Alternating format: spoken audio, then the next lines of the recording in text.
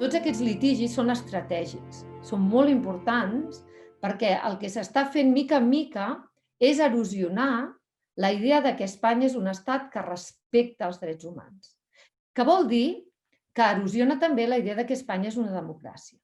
Per què això és important? Perquè la comunitat internacional pugui reconèixer la idea de que el dret a l'autodeterminació de Catalunya obeeix també a la idea de que Espanya vulnera drets individuals, humans i col·lectius que formen part d'un moviment polític, això s'ha de mostrar.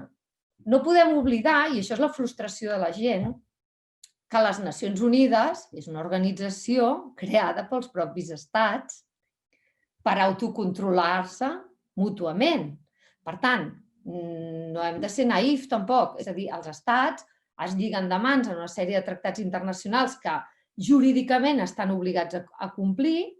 Espanya s'ha sotmès voluntàriament a la jurisdicció del grup de treball de detencions arbitràries i, per tant, en principi, si Espanya s'ha sotmès a aquesta jurisdicció, hauria d'estar obligada a complir aquesta decisió. És evident que Espanya ha reaccionat com reacciona Turquia o com reaccionen democràcies que no són plenament consolidades, atacant l'organisme, però no dient res sobre la decisió. Per això són tan rellevants aquests casos que tenim en els tribunals internacionals. Són elements que sobreposadament formen un marc on es retrata la repressió d'un estat contra un moviment pacífic. Una vegada aquest marc sigui un marc provat arran de moltes decisions com les del grup de treball, si nosaltres fem bé, i sobretot els polítics fan la tasca que haurien de fer, de donar repercussió, ressò internacional a aquestes vulneracions de drets humans, llavors serà possible transformar l'opinió pública internacional que començarà a entendre per què Catalunya vol ser un estat independent.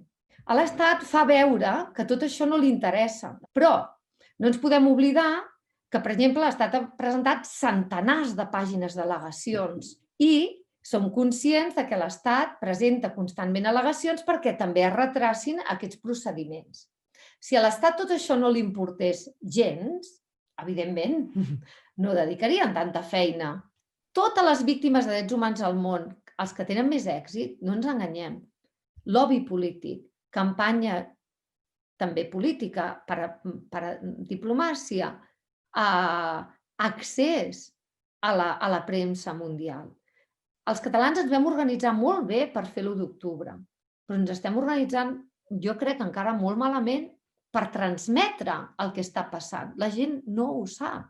Jo diria que hi ha molt poca gent encara al món que sàpiga que la presidenta d'un Parlament, elegida legítimament, segueix estant a la presó per haver permès un debat polític. Quan jo això ho explico, la gent em diu, no, això no pot ser. No, miri, és